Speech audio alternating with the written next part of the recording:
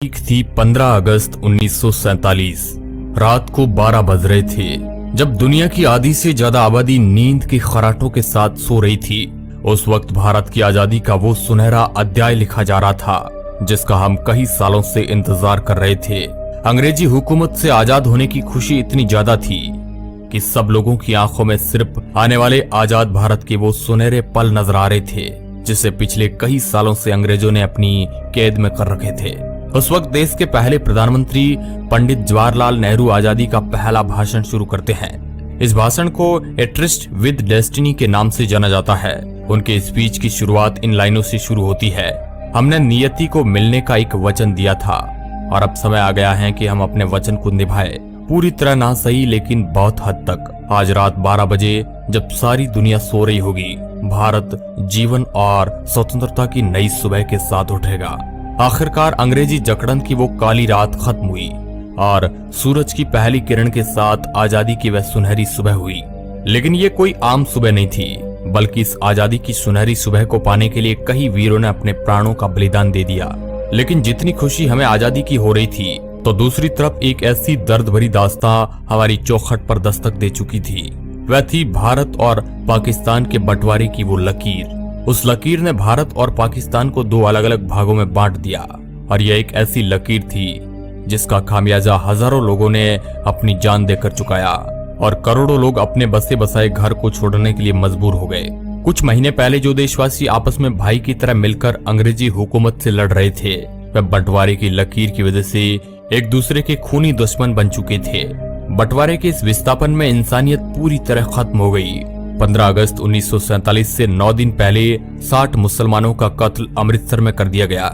इसके ठीक 2 दिन बाद यानी 6 अगस्त 1947 को 74 सिखों का कत्ल लुधियाना फिरोजपुर रोड जलालाबाद के पास कर दिया गया। साल 1947 के अगस्त महीने के पहले सप्ताह के भीतर ही खून खराबे से अमृतसर की जमीन लाल रंग ले चुकी थी। हर रोज तकरीबन 100 से अधिक लोग अपनी जान गंवाकर बंटवारे की कीमत चुका रहे थे। उस दर्द भरी दास्तान को आज देखा तो नहीं जा सकता है, लेकिन उस पल को महसूस जरूर किया जा सकता है। आजादी से 48 घंटे पहले यानी 13 अगस्त 1947 को लाहौर से अमृतसर के लिए एक ट्रेन रवाना होती है। लाहौर के मुगलपुरा स्टेशन से चली इस ट्रेन में अमृतसर एक भी जिंदा इंसान नहीं पहुंचा। 43 हिंदू सिखों को ट्रेन पकड़ने से पहले ही मौत के घाट उतार दिया गया। जब पंजाब बंटवारे की आग की लपटों में जल रहा था, उस वक्त दिल्ली रेलवे स्टेशन से पाकिस्तान स्पेशल ट्रेन पाकिस्तान के लिए रवाना होती है, जिसमें पाकिस्तान जाने वाले सरकारी अफसर, कर्मचारी और उनके परिवार मौजूद थे। पाकिस्तान स्पेशल को दिल्ली से शानदार विदा किया गया, मगर जैसे ही ये ट्रेन पटियाला पहुंचती है तो पहली बार किसी ट्रेन पर हमले शुरू हो गए और जिसमें एक महिला और एक बच्चे की मौत हो जाती है। और जब इस बात की खबर लाहौर और कराची पहुंची तो बदला लिया गया अमृतसर आने वाली पहली ट्रेन से। जब पाकिस्तान से वह ट्रेन अमृतसर रेलवे स्टेशन पर पहुंची तो उसमें एक भी जिंदा इंसान नहीं था। हर तरफ खून से लाल हुई ये ट्रेन अपने साथ हुए हादसे को बयां कर रही थी। जहां भी नजर जाए वहां लाशों का ढेर लगा हुआ था। किसी के हाथ कटा हुआ था तो किसी के सिर। इन बेकसूर लोगों के खून से रंगी ट्रेन ये बताने के लिए काफी थी कि बंटवारा कितना दर्दनाक था।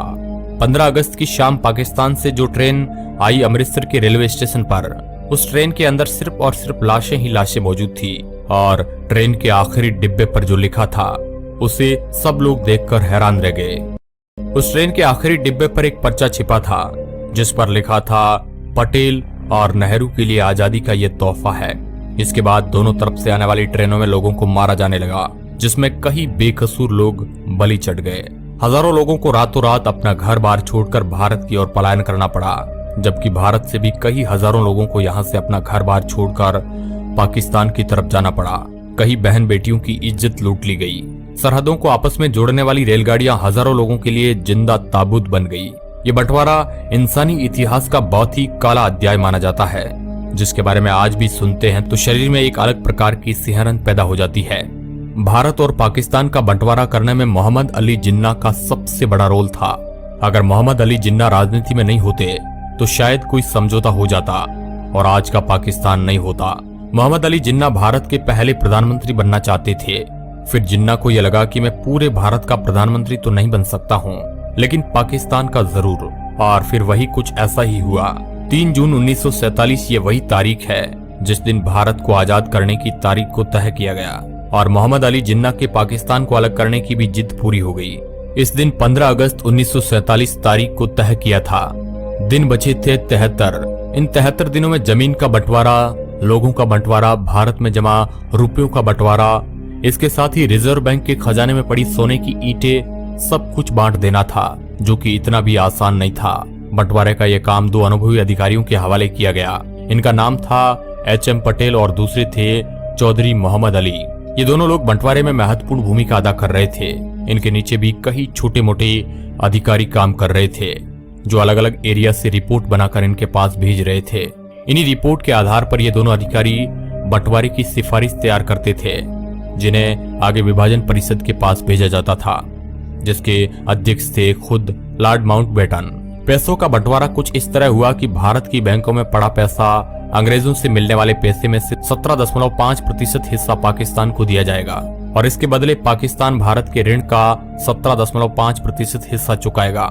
इसके अलावा भारत के सरकारी दफ्तरों में पड़ी चल संपत्ति का 80% हिस्सा भारत के लिए और हिस्सा पाकिस्तान के लिए तय किया गया। फिर इन दफ्तरों में पड़ी हर उस चीज का बंटवारा किया गया।